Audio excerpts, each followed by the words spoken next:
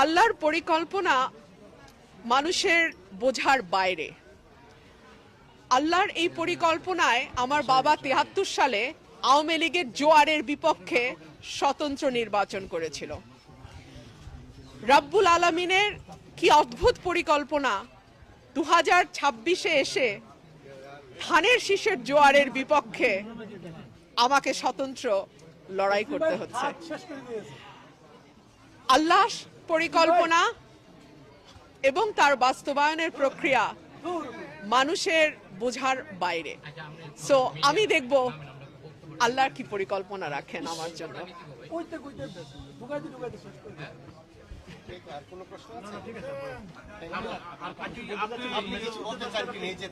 আমি এটুকুই বলবো, আপনারা দেখেন প্রতিটা মানুষের চোখে কতটুকু আশা, ভালোবাসা, আস্থা এবং বিশ্বাস।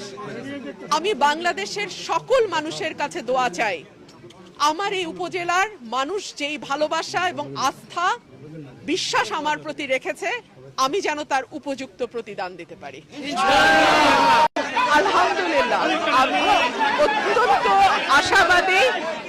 সরাইল আশুগঞ্জে যেই সাড়া আমি দেখছি, আল্লাহর রহমতে আমি বিশ্বাস করি আমাকে জয়যুক্ত করবে এবং সরাইল আশুগঞ্জ করেছে, যারা খুন করেছে, যারা অন্যায় করেছে, তাদেরকে অবশ্যই আমরা বিচারের আওতায় দেখতে চাই।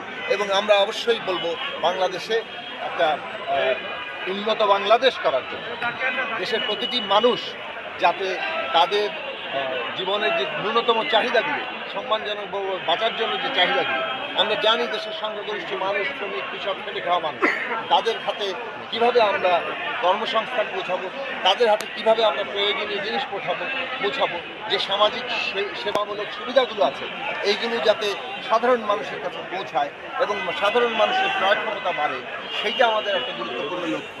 এবং আমরা মনে করি যে বাংলাদেশের সকল পরিচয়ের মানুষ, সে ধর্ম, বর্ণ, জাতি, লিঙ্গীয় যে পরিচয় হোক না কেন, তাদের যে অধিকার এবং মর্যাদা, সেইটা যাতে আমাদের এখানে প্রতিষ্ঠিত হয়, সেই চেষ্টা আমরা করব। এবং আমরা সকল বাঞ্ছারামপুরবাসীকে তাদের জীবনের একটা গুণগত পরিবর্তন করব। আপনি জানেন যে বাঞ্ছারামপুরের অনেকগুলো প্রশ্ন আছে। এইখানে আমাদের মেঘনার ব্রিজের প্রশ্ন আছে। এইখানে আমরা দেখেছি যে কীভাবে পুরো নদীর এলাকা ধরে আমরা দেখেছি যে কীভাবে একটা বিরাট নদীর পাড় আছে, যেটাকে আমরা একটা বড় আকারে এইখানে একটা পরিবর্তন ঘটাতে পারি। এটা একটা নতুনভাবে বিনিয়োগের কেন্দ্র হয়ে উঠতে পারে, শিল্প কলকারখানা গড়ে উঠতে পারে, এখানে পর্যটনের কেন্দ্র গড়ে উঠতে পারে। এবং আমাদের দেশের বাঞ্ছারামপুর